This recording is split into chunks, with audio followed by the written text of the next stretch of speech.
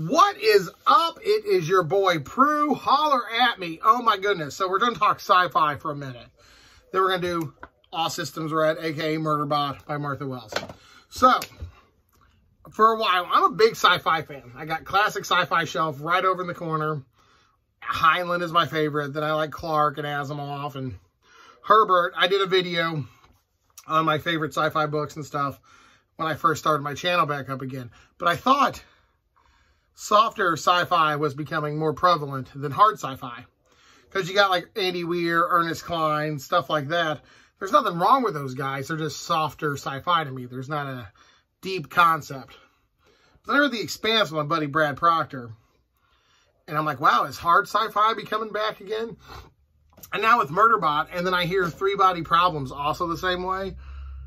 I'm thinking that hard sci-fi is just evolved to a more character-driven sci-fi, with the topic being the second, opposed to the topic coming first, and then the characters being second. It's just kind of switched, which that's cool because I love hard sci-fi. But we're here to talk about Murderbot, so let's talk about fucking Murderbot. Don't need me to be rambling on about how science fiction literature has changed over the last 50 years, but let's talk about Murderbot. So the main idea of this story is the Murderbot has become self-aware, and it doesn't want people to know that. But when the Murderbot's self-aware, it just wants to watch TV and be left the fuck alone. Sadly, it's got this job to do to protect these surveyors on this mission on another planet. And that's a great premise. I'm giving that an A. Excuse me. I love it so much. It's quite good. It's a big honking mess, and there's disasters, and the Murderbot can't watch his television. Oh, I want to go into characters. This is where it hits me.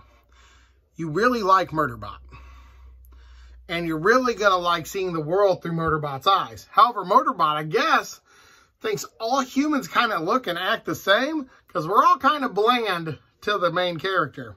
But you're seeing it through its eyes as an autonomous machine, a self-aware intelligence. And I kind of get that. Like, oh, God, it's another meatbag. Oh, and look at that meatbag. Oh, so many meatbags bitching about meatbaggy shit. I get that. And that is so cool to me. That is fucking so fucking cool. But on the other hand, I'm reading this and I did not remember the name of half the other characters. Sometimes they died and you're like, who died? The guy with the beard? Oh, the fat guy with the beard died. Oh, no, you didn't care. You did not care. Every other character is an extra. But you really like the main character and you really like the way the story gets told. So for characters, I'm going to give it a B. Because it's got the main character and it's doing its best to make the other characters the way it sees the other characters. And I thought that was kind of cool. Pros and cons. Pros, the writing is amazing. It's 150 pages. And it's just fun, quick, fast read. The con is, like I said, everything else is bland. The Murderbot is your main course. And the setting, the contract, the little conspiracy theory, they're all like side courses and appetizers. But sadly, none of them aren't good. Like, you get a real good steak, but your potato's a little overcooked. Your noodles are overcooked, and someone burnt your cheese dip. That's the best way I can describe it.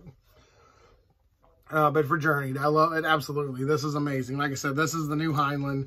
This is the new Asimov. It's a great, great, quick read. I can't praise it enough for Murderbot. I'm going to give this Journey a fucking A-.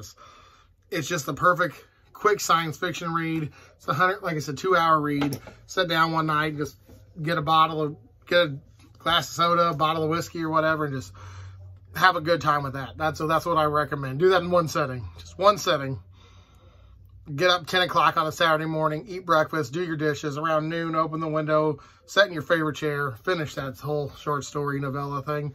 And for my 34th book this year, I can't bitch because that's 34% of the way done. And my next book's the exact opposite way. It's a monster. But it's been your boy Prue. Thanks for watching. You stay creepy.